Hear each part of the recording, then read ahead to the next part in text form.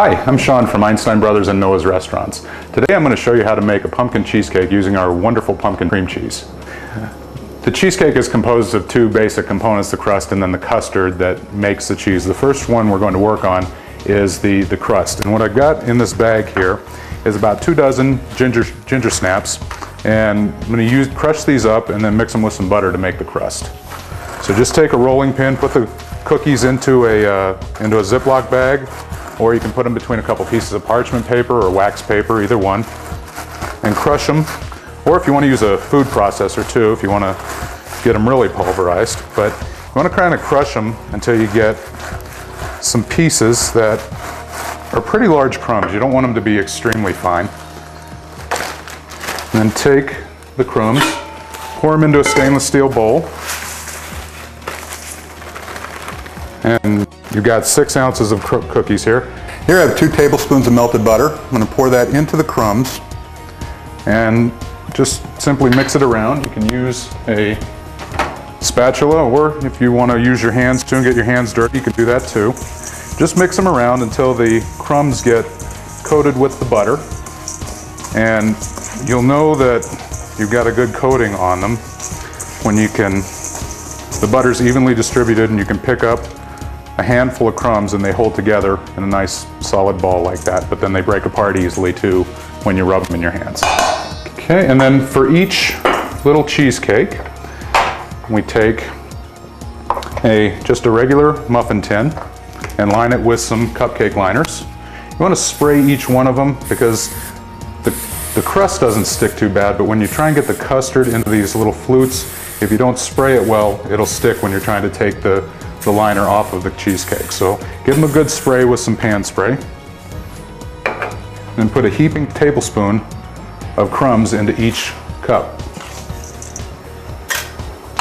What I'm using here today is ginger snaps. A couple of other good options to use for the crust for this would be shortbread or just regular graham crackers. I shy away from Oreos though, which is another common crumb crust used for these types of pies, because the chocolate doesn't really go too well with the pumpkin.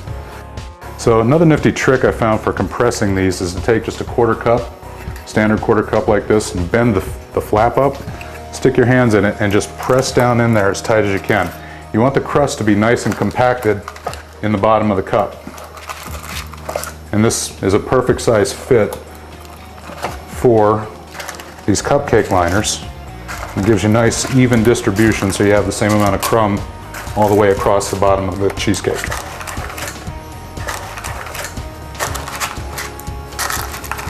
Okay, then we just set this aside, and I'm going to make the custard next. And the custard simply takes our cream cheese.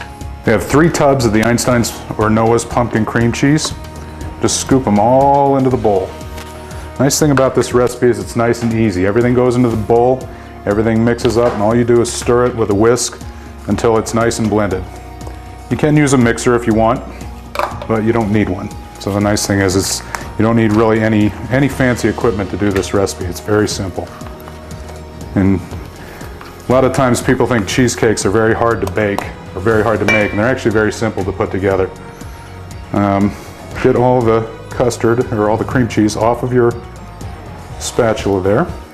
And then what I'm going to add here, I've got a tablespoon of sugar, just regular granulated sugar, a tablespoon of vanilla. Use the real stuff, don't skimp on it and use the fake stuff. You can taste the difference. A quarter cup of heavy cream, quarter cup of sour cream, 1 egg yolk, and 2 whole eggs, large. And then just take a regular whisk and mix everything together. It takes maybe 30 seconds to a minute to get this all blended together nice and smooth. Pop those egg yolks when you're sticking the whisk in the bowl to get them busted up right away. You just want to mix it till it's smooth, and that is your custard. That was pretty simple. Doesn't take a lot to put these together. Now, for each of the cheesecakes, I'm going to take a quarter cup that same quarter cup that you used to press them into the crumbs into the cup.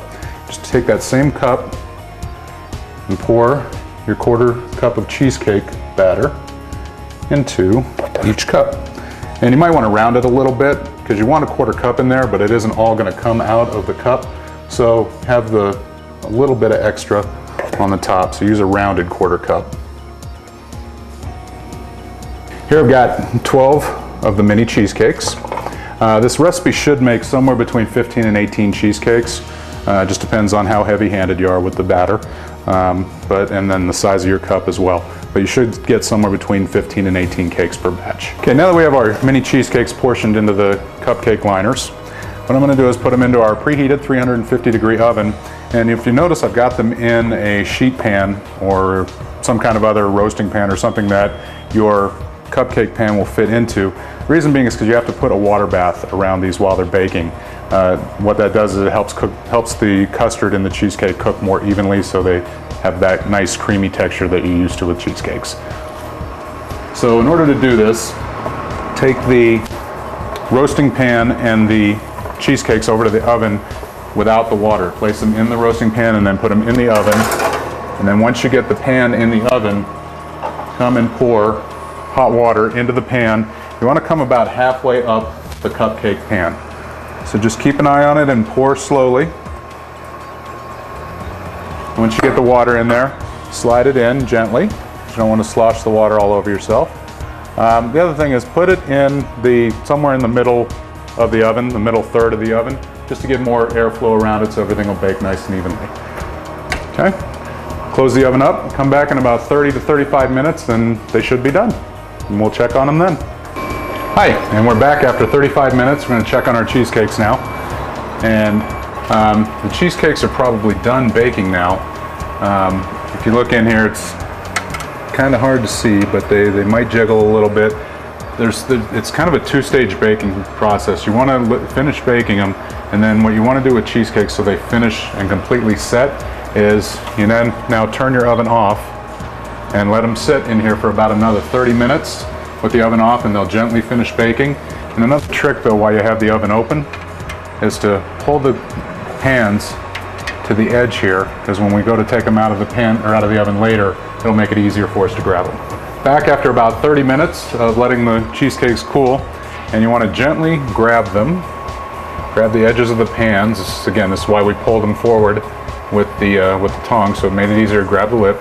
Just pull them out and then set them on your counter.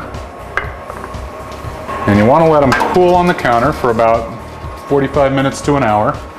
And then we're going to cover the pan and put them in the refrigerator for about at least 4 hours, but it'd be best to let them sit overnight so they set up and get nice and congealed, and they get that nice smooth creamy texture.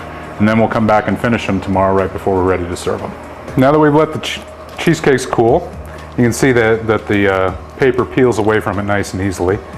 Just take them, set them in the middle of a plate, and a nice way to finish them is with a little bit of caramel sauce, or you don't have to, you can just, but it does make it really, really good.